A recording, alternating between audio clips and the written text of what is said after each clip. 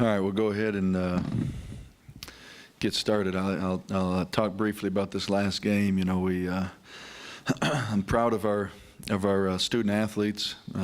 You know, for 2 weeks in a row now, we've gone on the road, played both programs that are in the top 20, around 50 to 55,000 fans on national TV, and again had a chance to with the ball at the end of the game to tie or win both games. So you know, I like certainly the effort, the confidence of our young men right now.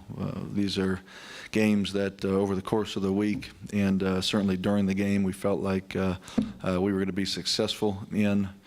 And you know, I see our program improving. I see individuals improving. I see position groups getting better on a daily and certainly a weekly basis. So that's encouraging. You know, we've got another challenge ahead of us this week in Cincinnati. So like we have, win or lose, we've got to put this last event behind us and look toward a very well-coached veteran staff, athletic and confident group coming to town this weekend.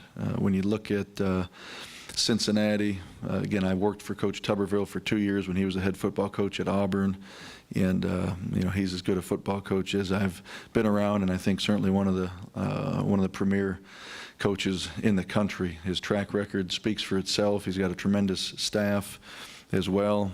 Art Kaufman, his defensive coordinator, Eddie Grant, his offensive coordinator, have done a fantastic job with their respective units.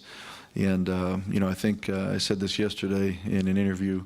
Right now, to me, they're playing as confident as any program in our conference, and you see that on certainly on video. It's very evident in all three phases: offense, defense, and on special teams. They've got talented young men in their program, and this is a team that you see over the course of this season is improving, and to me, they're playing their best football right now. So it'll be a great challenge. Again, Brendan Kay, their quarterback, did not start the season as the starter.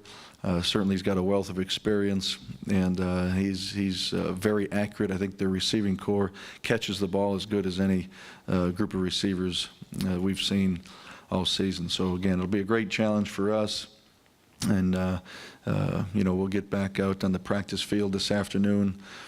Continue to install and work at our game plan, and look forward to being to the game this Saturday. You know, a couple things, two more things just to add. I think our student athletes have enjoyed the last few weeks, and I think they've enjoyed competing against, I guess what I'll call established programs from our conference. When you look at a Rutgers, a Louisville, a South Florida, and then this week a Cincinnati, teams that have been in this conference for a long time, you know, going on the road, playing in front of 50, 55,000 fans on national TV, certainly getting that exposure. It's been fun watching our student athletes really enjoy the moments and enjoy these opportunities. But again, we certainly look forward to being in front of our fans Saturday at BBVA Compass Stadium and being back home and have the home field advantage. The second thing, just as an aside, as a note, we've got ESPN here on campus all day and all evening today with us. They're doing a special on our program that will air next week. It's an all-access kind of behind the scenes of our program. So they were in our staff meeting this morning. They went to a couple of classes with a number of our student athletes this morning. We've got some guys doing a community service project. They're with them over lunchtime. They were going to be at lunch with a couple of our guys and our Tara Baining, our nutritionist. And then they'll be in position meetings this afternoon and at practice. So it's great exposure for our program. And again, I think a tribute to the job our student athletes have done, not only on the football field certainly, but the job they've done in the classroom and in representing our program socially as well. So having said all that, I'll open it up for questions.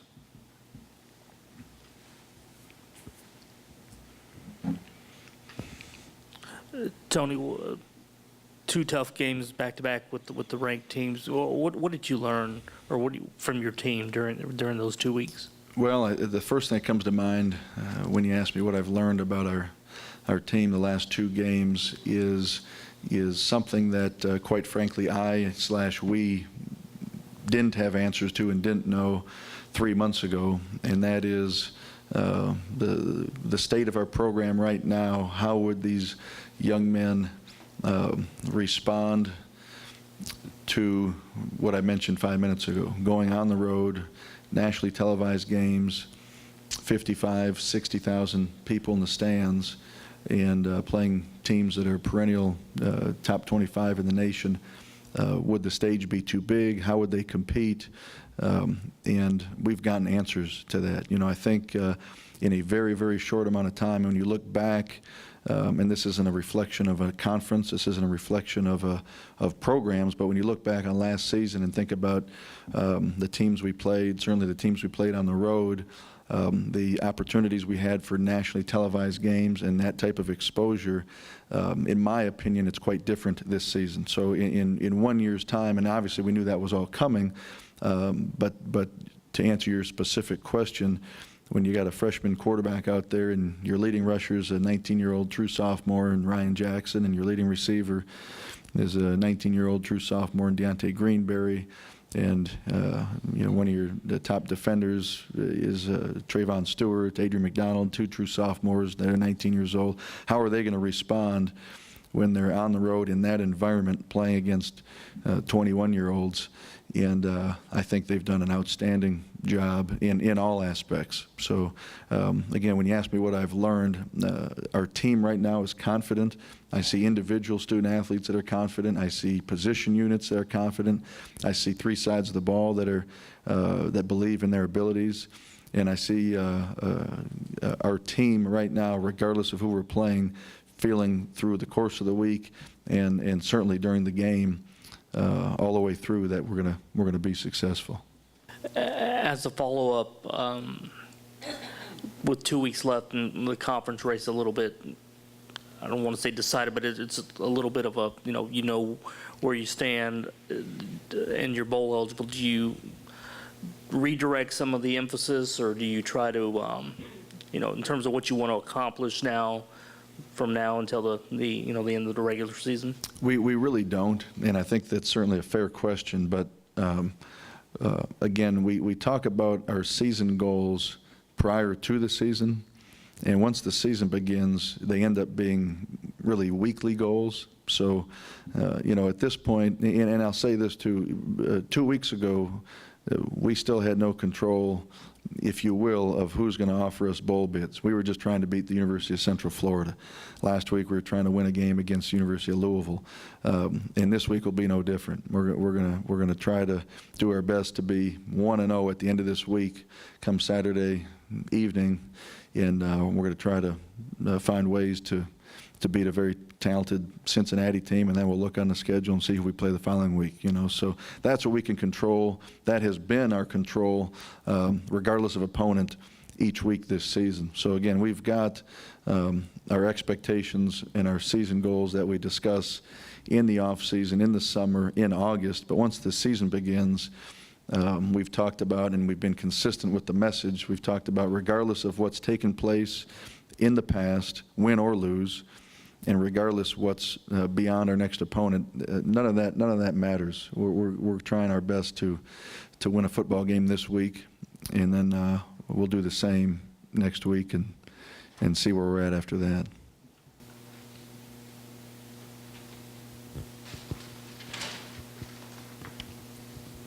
How impressed were you with your defense?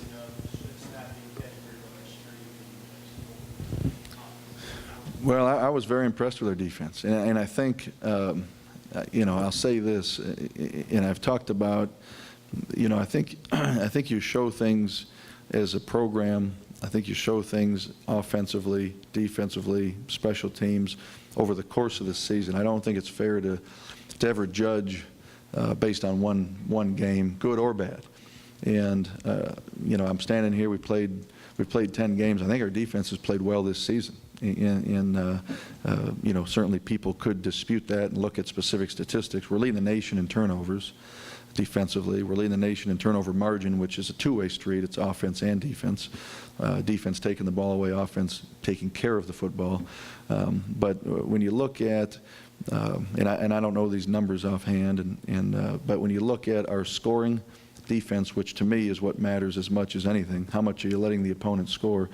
This year, compared to last season, I know it's down tremendously. And if a fan is watching this and doesn't know what down means, down is good. We're giving up much less points defensively than we were a year ago. And we played a team in Louisville that's got a quarterback that's going to be a first-round pick. He's been mentioned in every Heisman talk, and had 21 consecutive games throwing at least one touchdown pass. That streak came to an end against our defense. They were averaging almost 40 points, and they scored 20.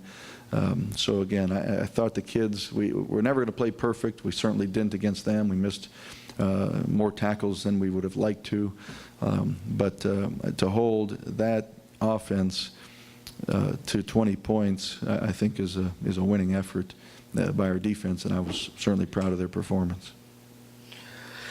Tony, this will be your third top 20 scoring defense that you'll face in a row. The last two, you've scored 27 points. Combination of the defense that you're facing, or has there been something that you've seen on offense that maybe just hasn't clicked, or situations? No, I think it's a number of things. Bless you. I think it's a number of things. I think, in no particular order, Joseph. Again, we've played Central Florida and Louisville. Louisville's given up 10 points a game going in. They're number 2 in the nation. Two talented defenses, two talented programs. I certainly give them credit. I've said before, I feel like when we execute, the team that can stop us is Houston. There were some things we needed to clean up execution-wise from those two games.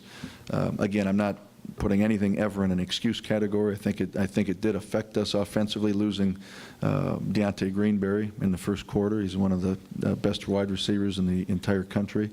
And obviously everybody knows the production he's had this season, and through I think 9 games he was already over 1,000 yards receiving. So I think we missed him. Not to say that anyone that came in didn't play well, but again, he's a guy that's been productive for us, and I think is when you got an 18-year-old quarterback out there, sometimes he's going to lean on that guy that he trusts. So he didn't have him for over 3 quarters. I think it's a combination of a number of things, and we'll look forward to another opportunity this week. And again, Art Kaufman's our defensive coordinator. He's done a great job. He's a veteran coordinator. He's done a great job defending our style of offense. So it'll be a great challenge. They're very big and physical, especially at linebacker, and they're talented in the secondary. So we've got to take care of the football like we have been offensively. When you look at this last game in particular, I felt like on first down, we had a lot of non-positive plays. I don't know if that's a word, but we had plays where we either threw an incomplete pass to make it 2nd and 10, or we were running the football and losing yards, and we were putting ourselves in 2nd and long, and that is not a favorable down offensively, regardless of program. So when you looked at us sustaining drives, it was being efficient on first down, getting into 2nd and medium, 2nd and 6, 2nd and 5, to where if we get a few more yards, now we're in 3rd and in manageable, and we're just trying to move the chains, and we were when we were efficient on first down. So that's something we're going to focus on more this week, because I thought that was a big negative for us, particularly in the game against Louisville.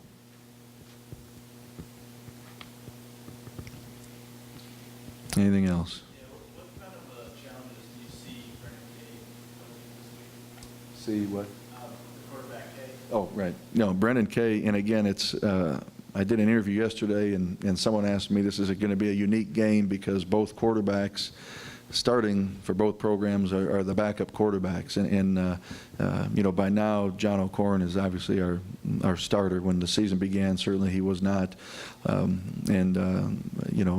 Brendan Kay was the backup, but he's got, and I said this earlier, he's got a wealth of experience, and he's not a true freshman being thrown into the fire for them. And he's a guy that has gotten better, noticeably better as the season's gone on. And again, not to say when the season began he was not playing well, but he's as confident and comfortable right now. The timing with the receivers, I'm going to point out Mikhail McKay, who's 6'6", transfer from Arkansas. We actually recruited him here, and really got cleared when the season began, and he's averaging 40 yards of reception and 7 touchdowns. So you see the comfort level right now with the receivers and Kay.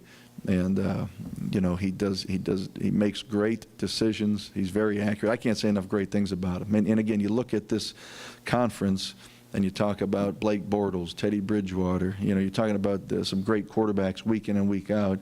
And again, there's a number of reasons why Cincinnati's 8-2 right now, and certainly Brendan Kay is one of them.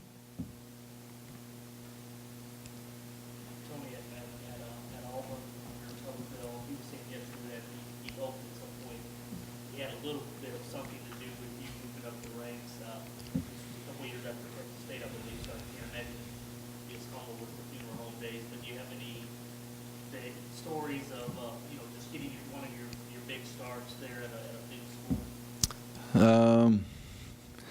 Interesting. It's an interesting question. I'm going to answer it probably this way. I've said this before. I've always wanted to be a head football coach. Never know certainly if you're going to get that opportunity, but when I was fortunate enough early, I'll say in my career, to work for a Tommy Tuberville, to work for a John Fox, to come here 6 years ago and work for Kevin Sumlin. To work alongside, when I was at Auburn, Bobby Petrino was the offensive coordinator. Gene Chizik had just gotten there as a defensive coordinator.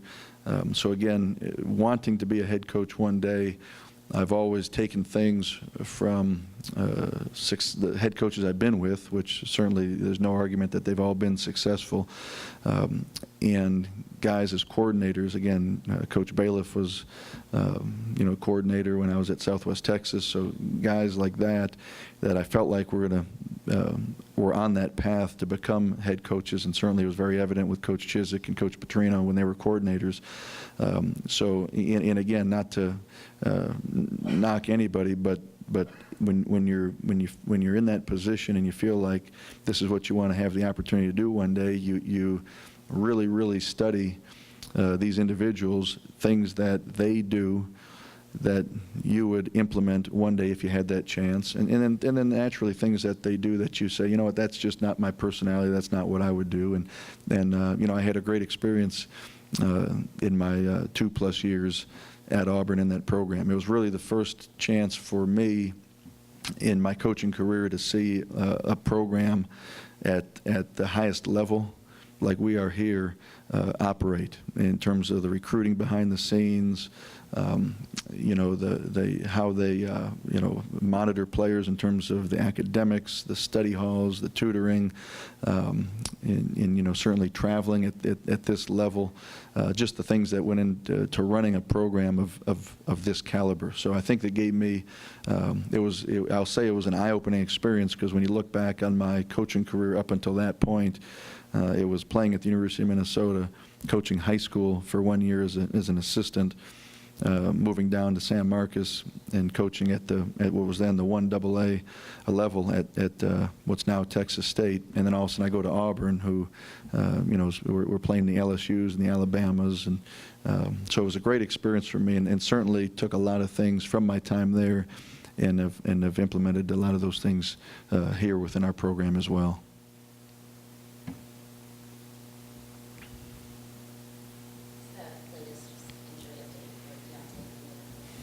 We'll know more today on Deontay. He is feeling very well, and there's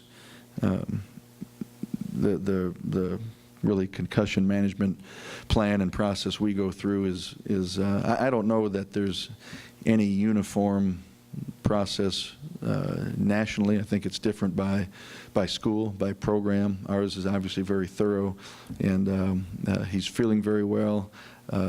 I feel like we'll know more this afternoon. You know, if he can come out there and do some conditioning things and be symptom-free, then I think it's going to look good in terms of him playing for us on Saturday. I think other than Deontay, I'm not sure that we have any other injuries from that game. Steve, the backup point, you, the blue guy, not being able to, how did you compensate? For Deontay going out, A-Rod came in and played in place of Deontay. Mm-hmm. Anything else? All right, thank you.